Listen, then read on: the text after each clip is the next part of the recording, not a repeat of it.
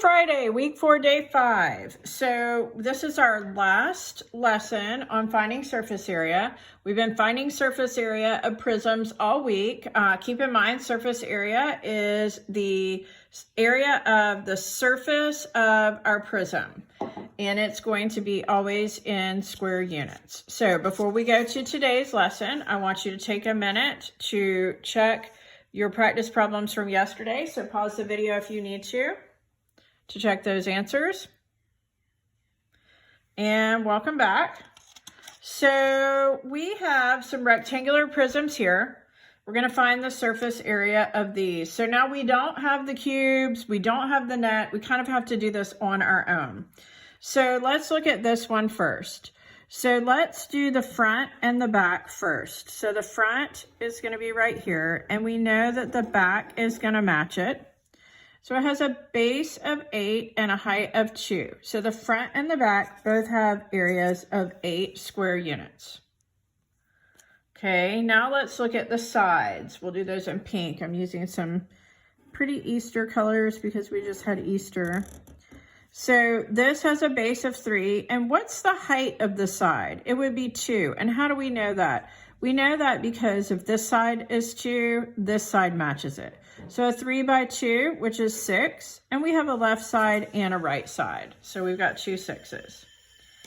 And lastly, we're going to do the top, and we know that the bottom is going to match it. So we have this right here, and it has a length of 4 and a width of 3. How do we know that? Well, if this is 4, this is 4, and if this is 3, this is 3. So a 4 by 3, which is 12, and we have a top and a bottom. So we're going to add this up, and we're going to get 20, 32, and 3 plus 1 plus 1 is 5. So this rectangular prism has an area of 52, a surface area of 52 square units, or units squared. Okay. I want you to pause the video and try this one on your own. It has 3 measurements, 3 dimensions, 4 inches, 10 inches, 3 inches. So pause your video and try that one on your own now. Okay, welcome back. Let's check and see if you got this right. So let's start with the front and the back. So this is a rectangle. The front is a 10 by 4 rectangle, and we know the back is the same. So 10 times 4 is 40. So the front is 40 and the back is 40. Okay, let's do the sides. The sides have a length of 3 and a height of 4. We know it's 4 because if this is 4, this is 4. So the right side has a surface area of 12 square inches, and the left side would also have a surface area of 12 square inches. And now let's do the top and the bottom. All right, so 2 rectangles that have a length of 10 and a width of 3. And we know that because if this is 10, this is 10, and if this is 3, this is 3. So 10 by 3, which is 30, and the top is 30, the bottom is also 30. So we're going to add this together, and we get 8, 9, 10, 11, 12, 13, 14, 15, 16. So the surface area of this rectangular prism would be 164 inches squared, or 164 square inches, however you want to do it. Now, on your practice problems today, not all the shapes are rectangular prisms. You have a couple, I think, that are triangular prisms.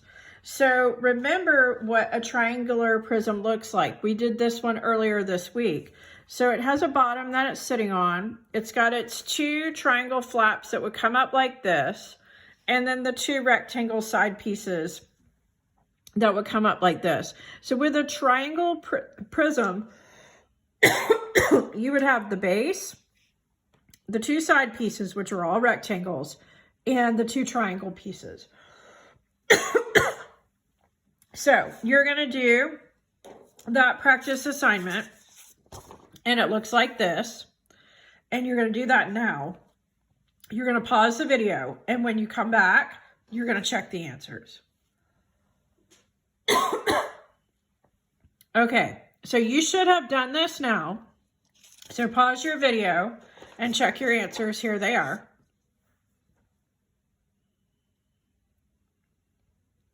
Okay, welcome back. If you have any questions about this, I need you to let me know. If you're feeling pretty good, then you want to go ahead and go onto Teams, and you're going to take the mini assessment that is titled Surface Area. Now, this is not actually assigned for you to do until Monday. But if you want to go ahead and do it today, I will put it on Teams today. You can do it today, and then you won't have any math work to do on Monday. So either today or Monday. If you have any questions about this, email me and ask them before you take the mini assessment, because the mini assessment counts. Remember that none of your practice work needs to be turned into me. The only grade you're getting this week is from the mini assessment. So you want to make sure you're ready to take that before you take it. All right, thanks guys. Have a good weekend.